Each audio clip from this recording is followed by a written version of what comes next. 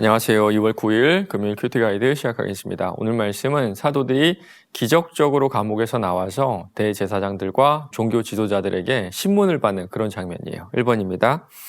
옥에 갇힌 사도들을 누가 나오게 했습니까? 18절 19절입니다. 사도들을 잡아다가 옥에 가두었더니 주의 사자가 밤에 옥문을 열고 끌어내어 이르되 17절에 보면요. 대제사장들과 사두개인들이 사도들을 잡아 가둔 이유가 나오는데요. 그 이유가 뭘까요?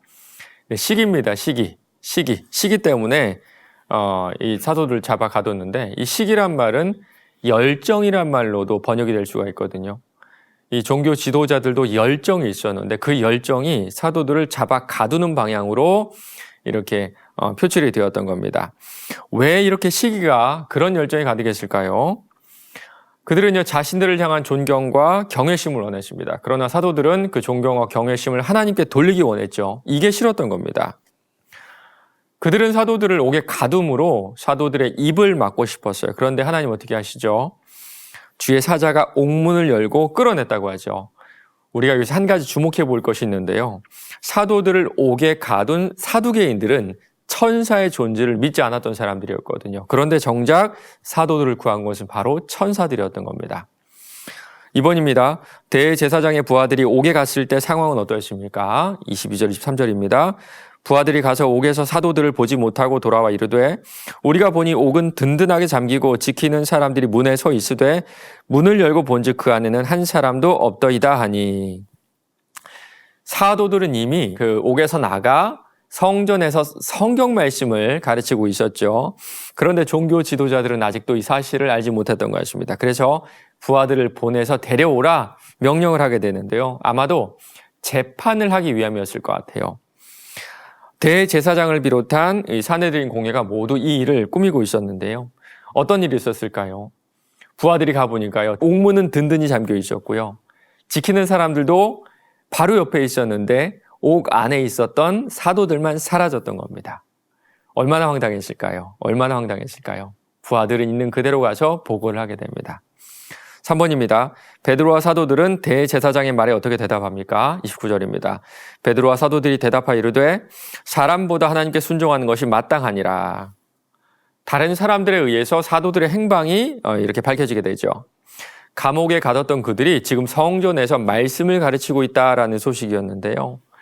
사두개인들은 부하들과 함께 가서 그들을 잡아왔으나 강제로 하지 못했다고 기록되어 있습니다. 성전 맡은 자가 부하들과 같이 가서 그들을 잡아왔으나 강제로 못함은 백성들이 돌로 칠까 두려움이었더라. 백성들은 하나님의 권능을 경험했죠. 성령의 은혜가 충만했을 때 사람은 압도당할 수밖에 없거든요. 하나님께 쓰임받는 이들을 만약에 이들이 강제로 잡아간다면 백성들은 가만히 두지 않을 겁니다. 그래서 강제로 하지 못하고 대제사장의 권위를 앞세워서 동행하기를 권고하지 않았을까라고 추측해 볼 수가 있어요. 이제 사도들은 공회 앞에 서게 되고요. 종교 지도자들은 예수의 이름으로 가르치지 말라고 이미 말했음을 우리가 알 수가 있는데요. 특별히 이들이 예수의 이름을 언급하지 않거든요. 뭐라고 나오냐면 그가 행하신 일, 그렇죠. 그리고 그 사람 이렇게 나와요. 이렇게.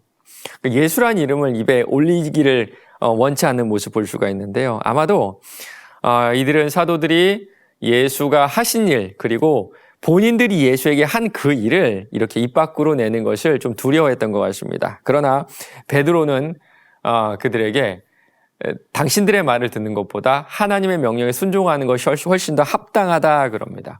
맞습니다. 베드로는 지금 권위에 대한 문제를 얘기하고 있는 거예요. 어떤 권위가 더 높은가? 하나님의 권위가 더 높은가? 아니면 우리가 산 이 세상에서 권력과 힘을 가진 사람들의 권위가 더 높은가? 지금 베드로는 이 이야기를 하고 있는 겁니다. 4번입니다. 옥에서 나온 사도들이 위험을 무릅쓰고 성전에 가서 말씀을 전한 이유가 무엇인지 묵상해 봅시다. 다시 한번 권위에 대한 문제를 생각해 보면 좋을 것 같아요. 신약 성경은 우리에게 세상의 권위를 순종해라라고 이야기를 하거든요. 베드로전서 2장 13절 14절입니다. 인간의 모든 제도를 주를 위하여 순종하되 혹은 위에 있는 왕이나 혹은 그가 악행하는 자를 징벌하고 선행하는 자를 보상하기 위하여 보낸 총독에게 하라. 세상의 권위에 순종해야 됩니다. 그런데 그 권위가 신자에게 죄를 범하게 하는 경우는 우리가 그 권위를 순종할 수가 없어요. 역사를 돌아봐도 그렇죠. 일제시대에 정말 많은 분들이 신사참배를 했는데 결국에는 후회하시더라고요. 뭐 이해는 되죠. 납득도 됩니다. 그 당시에 신사참배를 하지 않으면 가족이 고통을 당하고 또 내 목숨이 위협을 당하기 때문에 했던 것은 이해가 돼요. 그런데 결국에 남는 게 뭔지 아세요? 내가 어떤 권위를 더 두려워했는가? 내가 어떤 권위를 더 높이 받는가? 그거 아닙니까? 여러분 어떠세요? 말씀의 권위가 어떤 권위보다 높다고 믿는 것이 우리인데 우리는 이 말씀의 권위를 어떤 권위보다 높게 여기고 살아가고 계신가요? 마지막 5번입니다. 어려움을 당할 것을 알면서도 하나님의 말씀을 전한 사도들의 모습이 주는 도전은 무엇입니까?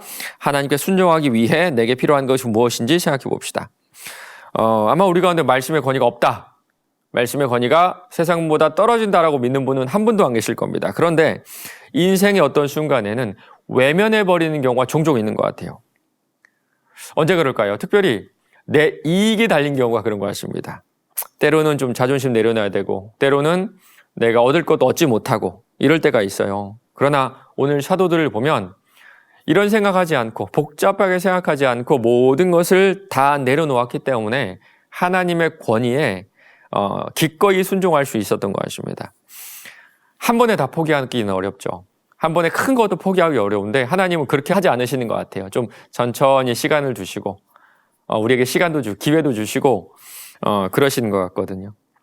내 인생 가운데 일어나는 아주 작은 사건들, 어떤 작은 상황들 가운데 좀 내려놓기를 원하시는 것 같습니다. 돌아보면 우리가 내려놓은 만큼 성장하지 않았을까요?